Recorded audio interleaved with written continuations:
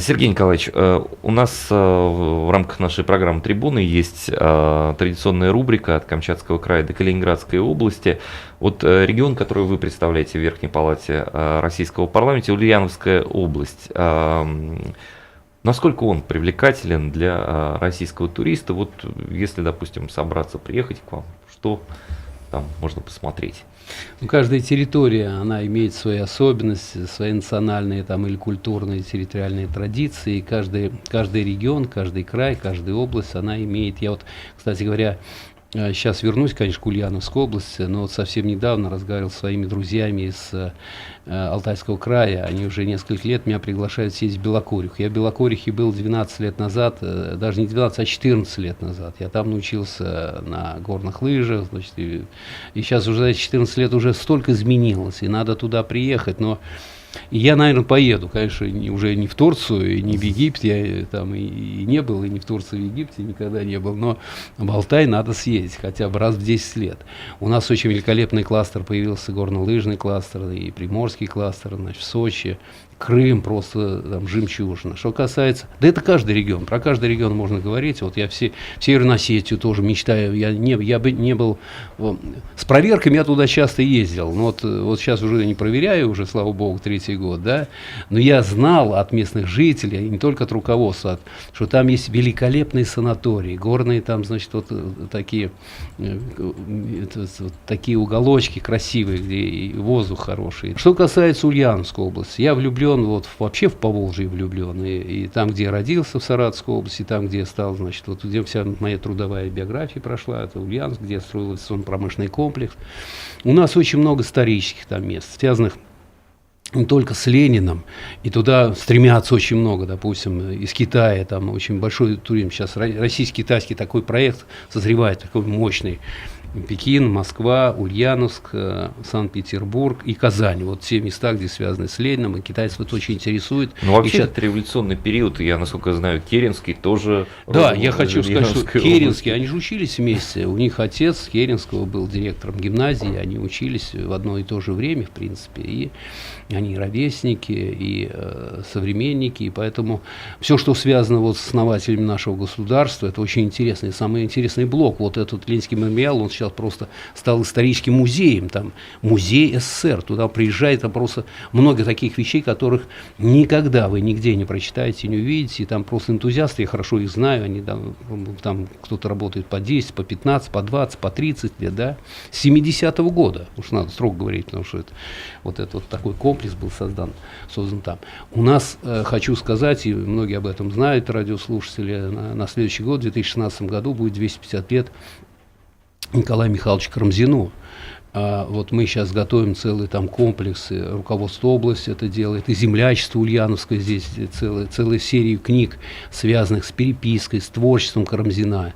Вот, ведь мало кто знает, что Денис Давыдов после 1812 года провел там в основном, и там мощная такая группа была, друг Пушкина Языков, с которым они учились, Николай Михайлович, и туда Пушкин часто приезжал, в Симбирск, от Симбирска до Языкова там 45 километров, он просто любил туда приезжать, и когда собирал материалы по истории Пугачевского восстания, значит, кстати говоря, «Капитанскую дочку» он там услышал от Карамзина, он приехал туда, то есть от Карамзина, от Языкова, и когда уже он поехал дальше в Оренбург, когда он дальше поехал там в Уфу собирать эти материалы, он уже по сути канву вот этой истории про «Капитанскую дочку» написал, на обратном пути уже Николаю Михайловичу рассказал, что все, ты меня заразил вот такой идеей, я обязательно пишу, и оттуда уже, когда попал вот в Болдино, значит, к своему другу, там он застрял на целую осень, и там написал 163 произведения, вдохновленные после Симбирской земли.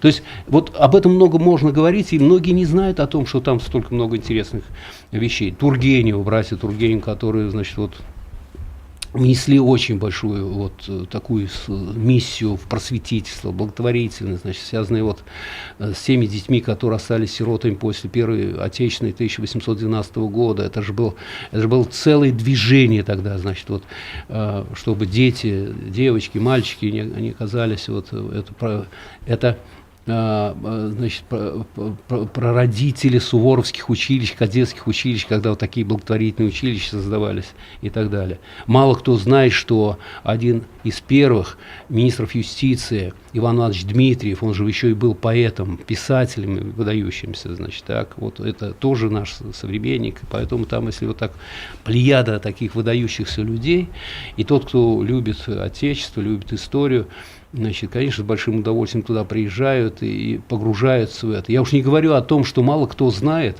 Я думаю, что если бы в истории Соединенных Штатов Америки такой фрагмент был, я думаю, что они бы, наверное, не просто загордились, они бы промыли мозги всему миру. Речь идет о засечной полосе, которая была, и, значит, юго-восточной границей государства российского в 17 веке. 400 лет назад Симбирск, это же ведь пограничный город, а вот Алатырь, значит, Корсун, он на год раньше Симбирска, потом Симбирск, потом Сингелей, и туда, значит, к старому Осколу, туда вот Воронеж, Белгород, вот туда, это вот, она 1100 километров засечная полоса, это же просто грандиозное сооружение там. 12 аршин в ширину, там, 8 в высоту, и причем там же надолбы, значит, обугленные такие, засмоленные надолбы, она неприступная была такой засечной полосой, она, значит, вот фрагмент ее до сих пор сохранились. Я когда еще был председателем законодательного собрания 20 лет назад, то я объявлял конкурс для студентов педагогического, исторического факультета педагогического университета, чтобы они сделали лучший реферат, лучший там, значит, научный труд, и они даже на дельтапланах летали, эти фрагменты вот фотографировали, описывали и так далее. Это захватывало молодежь, и сейчас эти ребята, которые вот 20 лет назад увлекались этой научной такой студенческой работой, они некоторые уже стали профессорами, кто-то, значит, преподавательской деятельностью, кто в науку ушел и так далее. Но это все есть на территории Ульяновской области, об этом можно рассказывать бесконечно. Я уж не говорю о достоинствах и красоте Волги, но это просто, там есть водохранилище у нас вот чуть-чуть повыше Ульяновска, там от берега до берега 3-4 километра. Там есть где... значит, я подтверждаю ваши слова, я знаю, что там тянется мост. И вот если на середине моста этого остановиться и посмотреть налево и направо, полное ощущение, что ты находишься, ну, если не в центре огромного озера, то как минимум небольшого моря. Это да, водохранилище мощное такое. Кстати говоря, вот многие энтузиасты, вот ульяновцы, симбиряне, они заражены какой вот идеей такой, на мой взгляд, очень интересной. В 18-19 веке в Симбирске было модное такое кругосветное путешествие. О чем идет речь? Через Симбирск протекают две реки. Одна великая Волга, но поскольку Симбирск на тектоническом разломе, то вторая река, Свияга, она течет в строго противоположном направлении и впадает в Волгу в Казани. Можно было совершить кругосветное путешествие. То есть в Симбирске можно от причала уйти по Свияге.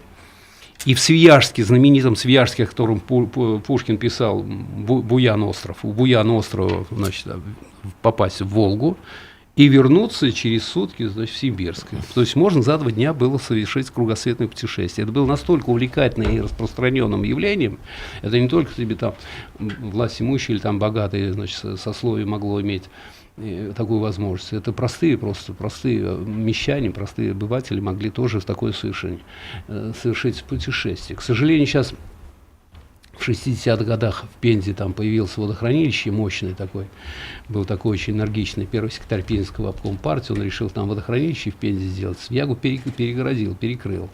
Ну, и, чтобы сейчас вернуться к такой вот увлекательной такой забаве 18-19 века, которая позволяла изучить сразу как минимум 4 субъекта Российской Федерации, Российской империи, значит. Это же не просто путешествие, это же рассказ, это же история, там, значит, красоту, вот эту неописуемую красоту можно увидеть. Разница в уровнях рек приблизительно 40 метров, Волга ниже Свияги на 40 метров, но ты с этого тектонического разлома всплываешь до Казани, потом возвращаешься сюда. Это единственное место во всей у нас России, такое место, где можно было. Поэтому вот у нас есть мечта такая, сделать, опять же, судоходную Свиягу, для этого нужны, значит, согласованные меры с нашим агентством по водным ресурсам, с субъектами Российской Федерации, которые на территории вот этого бассейна двух рек находятся. И ну, это вот то, чем надо заниматься, сделать, вот, восстановить эту привлекательность, которая была и в 18, и в 17, и в 19 веках, и вот наша индустриализация, которая в прошлом веке, в 20 веке, она, конечно, экобаланс нарушила немножко, да, и привлекательность немножко утрачена, но я знаю, что в Ульяновске очень много делают. Река Барыш, она вот, напомните, Барышок река, там, значит, ее просто почистили, Свиягу очень много почистили, фрагментарно, вот он на территории нашего субъекта федерации. Но это комплекс мер надо уже согласованных мер вот, со всеми приграничными субъектами Российской Федерации. Тогда это будет интересно не только для Ульяновской области с точки зрения туризма, но и Татарстана, Мордовии, потому что Свияга, она омывает и Мордовию, и Татарстан, и Ульяновскую область, и, конечно, это будет для всех интересно. То есть я могу много рассказывать, что там идти. Я уж не говорю про индустриальный туризм, там это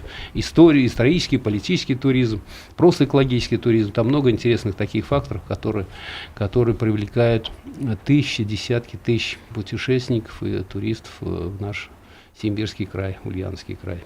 Сергей Николаевич, я благодарю вас за то, что вы пришли к нам в студию, ответили на наши вопросы, за этот увлекательнейший рассказ путешествия по Ульяновской области.